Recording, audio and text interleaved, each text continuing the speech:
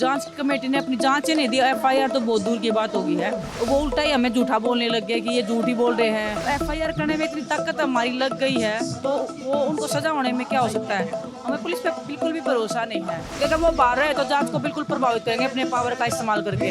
हमें ये था कि कोई पॉलिटिक्स ना कर जाए हमारे साथ में। जब कोई भी पॉलिटिशियन आया ही नहीं उसके बाद भी हमारे पास साथ पॉलिटिक्स करके हमें ऐसे दिखा दिया कि हम ही मतलब दोषी हैं। अभी वो बीजेपी में हैं, खुद वो किसी राजनीतिक पार्टी से जुड़ी हुई हैं, योगेश्वर जी राजनीतिक पार्टी से जुड़े हुए हैं। तो अभी उनके लिए मुझे नहीं लगता कि गेम प्रायोरिटी है। उनके लिए राजनीति पहले इंपॉर्टेंट है, उसके बाद में स्पोर्ट्स पर्सन है। राजनीति से स्पोर्ट्स पर्सन भी बच नहीं पाए हैं अभी। स्पोर्ट्स में वही तो हमारी प्रॉब्लम हो रही है। अभी स्पोर्ट्स में राजनीति इतना घर कर रही ना, इतना डीप तक घुस गई है ना, वो प्रॉब्लम कर रही है। रेसलर्स को लेकर सुप्रीम कोर्ट का फैसला आ चुका है। हमारे साथ विनेश फोगाट है, विनेश जी से बात करेंगे। विनेश जी, सुप्रीम कोर्ट का फैसला आ गया, एफआईआर दर्ज हो गई, अब प्रोटेस्ट का आगे क्या? देखिए, अभी तो एफआईआर दर्ज हुई है, छोटा सा एक वो हुआ है, कदम बढ़ाया है न्याय की तरफ में। और अभी उनको अरेस्ट किया जाना चाहिए। हमारा वही है कि अरेस्ट करके उसके बाद में जांच होनी चाहिए, क्योंकि वो अगर एफआईआर करने में इतनी ताकत हमारी लग गई है तो वो उनको सजा होने में क्या हो सकता है। हमें पुलिस पे बिल्कुल भी भरोसा नहीं है। जैसे अरेस्ट होने का प्रोसेस काफ़ी लंबा होगा, उससे पहले आपकी क्या मांगे, क्योंकि तब तक प्रोटेस्ट कंटिन्यू कर पाना? सॉरी, अरेस्ट होने का जो आपने बताया, तो अरेस्ट होने के लिए तो काफ़ी जांच होगी, लंबा प्रोसेस होगा, उससे पहले आपकी क्या मांगे? नहीं, ऐसा नहीं है। अगर हरासमेंट का कोई केस है, वो भी पॉक्सो लड़की ने अगर किया है तो उसमें अरेस्ट बनता है। और लड़कियों का शोषण हुआ है, कोई नॉर्मल एफआईआर दर्ज नहीं हुई है, उसके बाद में वो कर सकते हैं जांच। अगर उनको अरेस्ट करने के बाद में जांच करेंगे तो वो बिल्कुल निष्पक्ष तरीके से होगा। अगर वो बाहर रहे तो जांच को बिल्कुल प्रभावित करेंगे अपने पावर का इस्तेमाल करके। आप बोल रहे हैं जांच को प्रभावित करने का, और आप लोगों ने सुप्रीम कोर्ट में सुरक्षा की भी मांग की है रेसलर्स के लिए। देखिए, वो तो हमारी लीगल टीम ने बात की, हमारी अच्छी से बात इतनी हुई नहीं है क्या है, लेकिन जो भी है सुप्रीम कोर्ट ने जो भी कहा है उसके आदेश का हम पालन करेंगे बिल्कुल। एक विनेश, मेरा ये सवाल था, 3 महीने पहले आपसे क्या वादे किए गए थे? जो अनुराग ठाकुर के साथ मीटिंग हुई और सब, उनमें क्या वादे किए गए थे जो पूरे नहीं हुए, जिसकी वजह से आप लोगों को दोबारा उतरना पड़ा? देखिए, वादे ये हुए थे, उन्होंने बोला था कि हम 4 वीक्स में हम आपकी जांच कमेटी में जांच पूरी करेंगे और जो भी फाइंडिंग होगी उसके आधार पर हम एफआईआर करेंगे। तो उसके ऊपर हम एग्री हो गए थे, लेकिन जांच कमेटी ने अपनी जांच ही नहीं दी। एफआईआर तो बहुत दूर की बात होगी है। वो उल्टा ही हमें झूठा बोलने लग गए कि ये झूठ ही बोल रहे हैं। सोर्सेज के हवाले से ऐसे बोलने, मतलब मीडिया में देने लग गए कि सोर्सेज ने ऐसे बताया। सोर्सेज कौन थे? कमेटी के मेंबर्स थे, स्पोर्ट्स मिनिस्ट्री था। तो वहाँ मतलब तकलीफ होनी स्टार्ट होगी कि हमें नहीं लगता ये न्याय देंगे। तब वहाँ से थोड़ी सी एक दर्द होने लग गया। लोग पूछने लग गए कि क्या हुआ आपके प्रोटेक्शन का, क्या हुआ? तो हमारे पास जवाब ही नहीं था कि हम मतलब हमने गलती की, हमने उनके ऊपर विश्वास किया, वो हमारी सबसे बड़ी गलती थी। एक चीज़ और मुझे पूछनी है, जब 3 महीने पहले आप लोग आए थे प्रोटेस्ट के लिए, तब कोई भी राजनेता जो आता था आप लोग उसको मंच पर नहीं आने दे रहे थे। इस बार चीज़ें बदली हुई दिख रही हैं, राजनेता आ रहे हैं, मंच से भाषण भी दे रहे हैं, बात भी कर रहे हैं। ऐसा क्या ज़रूरत महसूस हुई कि आपको लगा कि राजनेताओं को मंच पर आने देना? पहली बात तो ये, वो भाषण नहीं दे रहे, वो हमारे सपोर्ट में खड़े हैं। और सभी देश के जितने भी लोग हैं वो सभी देशवासी हैं, बाद में वो राजनेता हो रहे हैं। लेकिन अगर वो हमारे सपोर्ट में आ रहे हैं या हम महिलाओं के पक्ष में वो खड़े हो रहे हैं तो वो एक अच्छी मैं बोलूँगी कि हमारे लिए एक अच्छी बात है। हम स्पोर्ट्स को बचाने के लिए लगे हुए हैं।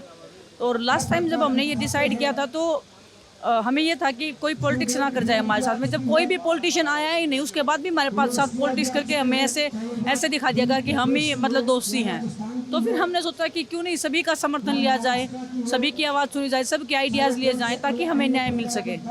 जांच कमेटी में एक मैरी कॉम भी शामिल हैं, जांच कमेटी में योगेश्वर दत्त भी हैं, तो इसके बावजूद भी आपको लग रहा है कि जांच कमेटी सही तरीके से काम नहीं कर रही है? देखिए, मैरी कॉम जी भी पहले एथलीट रही हैं, ऑलमोस्ट वो रिटायरमेंट के उस पर हैं। और अभी वो बीजेपी में हैं, खुद वो किसी राजनीतिक पार्टी से जुड़ी हुई हैं, योगेश्वर जी राजनीतिक पार्टी से जुड़े हुए हैं। तो अभी उनके लिए मुझे नहीं लगता कि गेम प्रायोरिटी है। उनके लिए राजनीति पहले इंपॉर्टेंट है, उसके बाद में स्पोर्ट्स पर्सन है।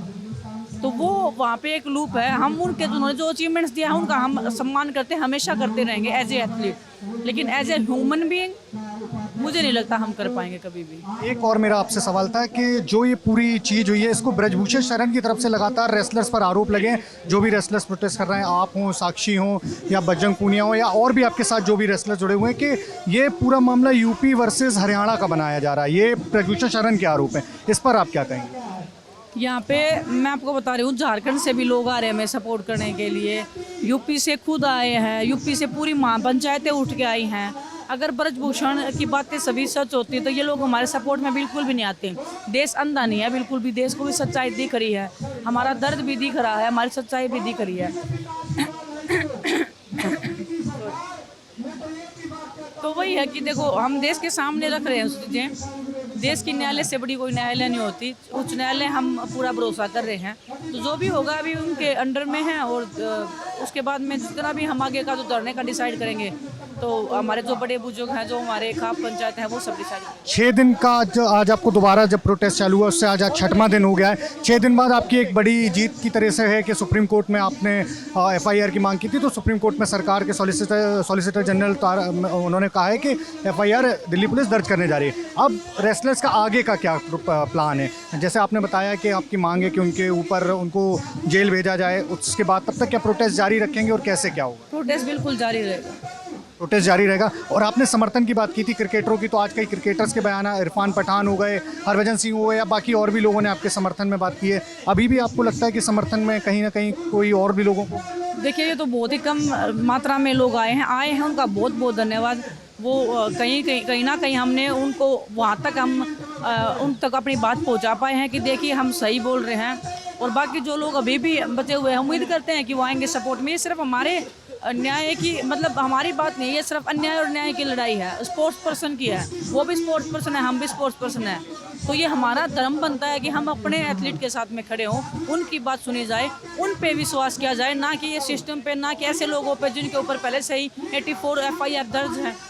अब मेरे ऊपर कोई FIR दर्ज नहीं है, तो मेरे पे ज़्यादा विश्वास किया जा सकता है, या वो ब्रजभूषण है जिसके ऊपर 84 जो FIR है वो दर्ज हो रही है, उनके ऊपर किया जाएगा। एक मेरा आखिरी सवाल ये है कि यौन शोषण जैसे गंभीर आरोप हैं, आप लोगों ने यौन शोषण का आरोप लगाया, भ्रष्टाचार के भी आरोप हैं, ब्रजभूषण शरण के ऊपर काफ़ी गंभीर आरोप हैं। इसके बाद लेकिन चूंकि राजनेता लगातार मंच पर आ रहे हैं, तो कहीं ना कहीं एक वो राजनीति वाला आरोप के पूरा प्रोटेस्ट का राजनीतिकरण कर दिया जा रहा है। इस तरीके की चीज़ों पर आपको क्या? देखिए तकलीफ होती है ऐसे कि राजनीति से स्पोर्ट्स पर्सन भी बच नहीं पाए हैं अभी। स्पोर्ट्स में वही तो हमारी प्रॉब्लम हो रही है अभी। स्पोर्ट्स में राजनीति इतना घर कर रही ना, इतना डीप तक घुस गई है ना, वो प्रॉब्लम कर रही है। और वो उनका जो थॉट प्रोसेस है वो एथलीट से बिल्कुल मैच नहीं करता। वो सिर्फ अपना वोट बैंक देते हैं, अपना फ़ायदा देखते हैं। लेकिन जब ये चीज़ें देखनी बंद हो जाएंगी तब हिंदुस्तान में स्पोर्ट्स बढ़ेगा। विनेश, अभी ये प्रोटेस्ट जारी रहेगा? बिल्कुल जारी रहेगा। धन्यवाद। ये थी हमारे साथ रेसलर विनेश फोगाट। मेरे साथ कैमरे के पीछे मेरे साथी हैं जेरी। मेरा नाम है उदय भटनागर। आप देख रहे हैं दी लल्लन टॉप।